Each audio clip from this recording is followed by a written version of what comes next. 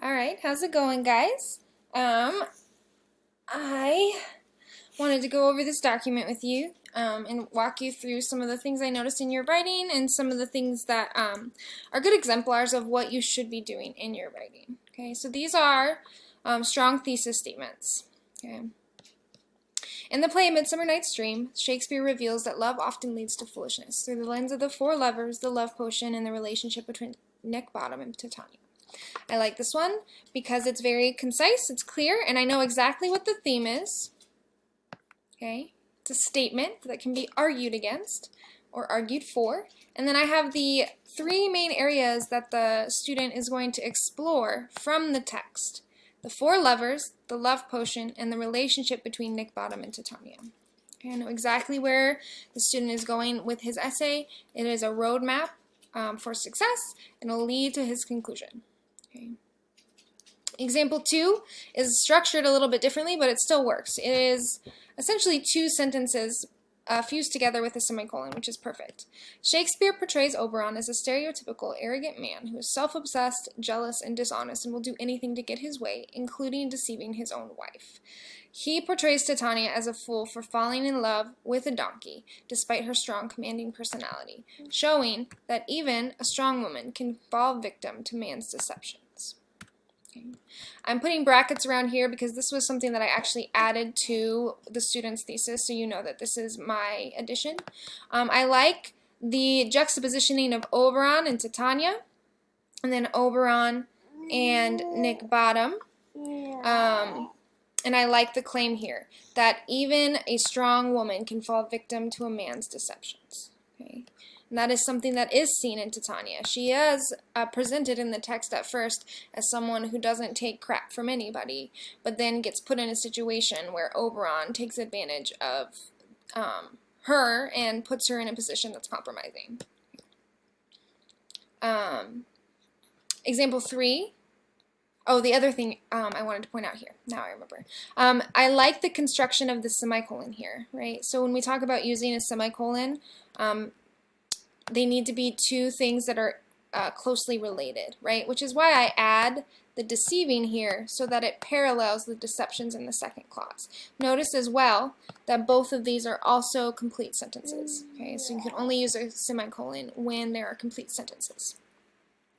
All right, the next one does need a little bit of editing, but I like the assertion, and there were actually a few of you who explored this particular theme. Two primary types of love that stick out in A Midsummer Night's Dream are blind love and true love. The relationship of Hermia and Lysander and the relationship of Titania and Bottom show the aspects of pure and true love, or blind, foolish love. Now, before I fixed this, this word was aspects, and I changed it because it's used twice here. And what you're really arguing, what the student is really arguing here, is that there are two types of love or loving relationships shown here between these two. The only thing missing, the construction of this was good, but the only thing missing was an assertion about what we learn about pure and true love versus blind, foolish love. So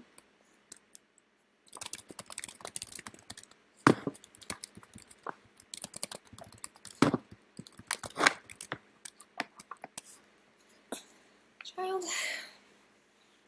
Okay. And I would say that the answer to that question, in my opinion, Shakespeare reveals that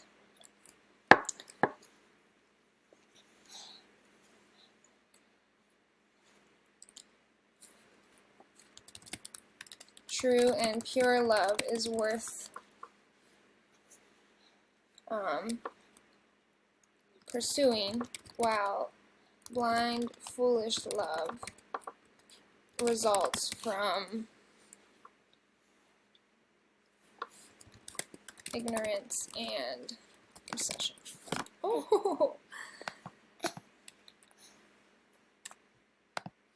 And that's one thing that you could argue. You could really take this in a lot of places, but that would be the best way to take this to the next level. So you have a thematic statement. So you're not just telling me Hermia and Lysander truly love each other while Titania and Bottom are foolish and blind. You're taking it to the next level and connecting it to a universal human truth. The next one. In the play, A Midsummer Night's Dream, Shakespeare uses the crude mechanicals to represent the human traits of arrogance and folly. Nick Bottom is the primary vessel for his analogy, with both his transformation as well as his actions representing these detrimental human traits. More than just comedic relief, Nick Bottom's companions portray blatant stupidity and egocentric behavior, revealing that stupidity and hubris often go hand in hand. Okay. This one was pretty good as is, but I did add this extra line right here, okay, because that's the universal human truth. That's the so what here.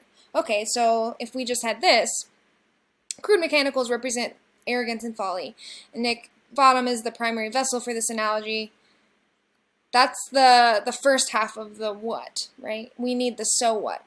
And the so what is that they teach us that oftentimes people who are really full of themselves have no reason to be. Like they're compensating for something, right? Those are some strong thesis statements. These were not the only ones, but these are the ones that were the most helpful for showing you what I'm looking for, okay?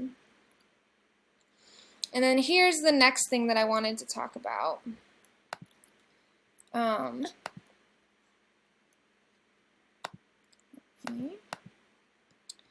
This bigger. So a lot of you are doing actually a lot better at this than you were. Getting from the who and the what to the so what. So analysis over summary. Okay, analysis is greater than summary. Here's an example of one that is like it's almost there, but it's not quite. Okay, in the book A Midsummer Night's Dream, it has a lot of gender issues. The story really captures the time period by the rights that women had. Shakespeare looked into gender roles by Aegeus owning his daughter and how the males in his story act to win their love. The biggest issue here, it's confusing syntax. Okay, and again, right? And it lacks structure. It doesn't feel like a claim. Okay. And it just needs some editing, okay? So, here's how I would fix it.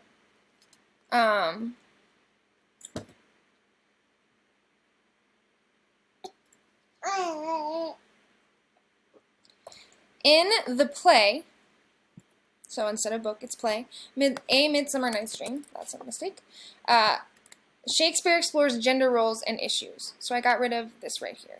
The story effectively, not really, effectively captures the time period, and then I give you specifics here, of Elizabethan England, as it was a patriarchal society that did not view women as equal. Shakespeare explores, present tense, gender roles through the way men act with the women in the play, which reveals the inequality between the sexes. The most telling interactions between men and women in the play are Aegeus and Hermia's relationship and the way the four lovers pursue and reject one another. So this one is longer because it needs to be longer.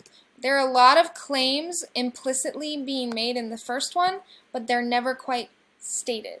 So there's not an argument there, right? They just kind of mention, oh, like it talks about gender, it talks about the time period, and there are gender roles in it. But the student doesn't tell me what we learn about gender roles, which is that there's inequality, and it's shown through the way that people interact, right? It's a patriarchal society because it's Elizabethan England, right? It gives us way more information that's going to help the analysis. And that's the example of an introduction. This next one is an example of the first body paragraph of an essay. He is not being very cooperative. I apologize. Here's the example. Right away in the first act, Aegeus makes it known that his daughter is his property and his right. Aegeus is frustrated at his daughter when she refuses to marry the guy he sees fitting because she is in love with another. He takes a step this Theseus and says, "Turned her obedience, which is due to me, as she is mine, I may dispose of her." Aegeus is making his point to the Duke that if Hermia disobeys him, he can kill her because Hermia is seen by them as possession. He doesn't give Hermia a choice or say in this arrangement because it's what her father wants. And then here, no quote integration. "And what is mine, my love shall render him, and she is mine, and all my right of her I do estate unto Demetrius." Aegeus reminds Hermia and the Duke that she is his and is a belonging to him, etc., etc. The information in this is good, but a lot of it is summary and needs to be cut out and replaced with analytical claims. And so what I've shown you here is how I would have edited this so that analysis took precedence over summary. Okay?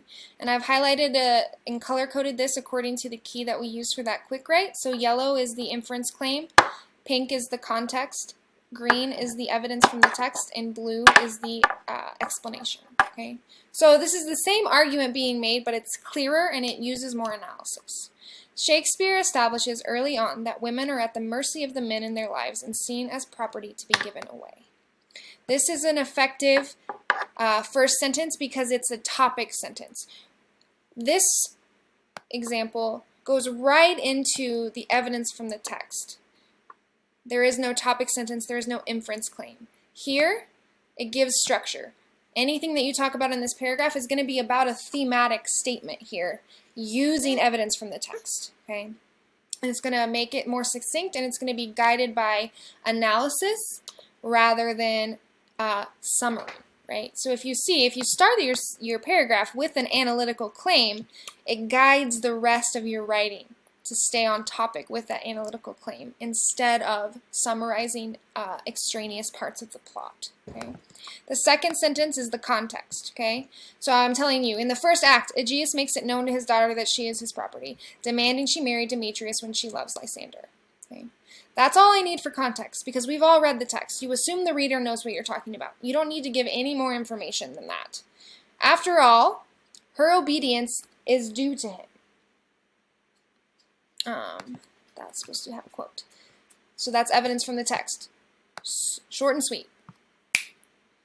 If she disobeys him according to law, as she is his, he may dispose of her.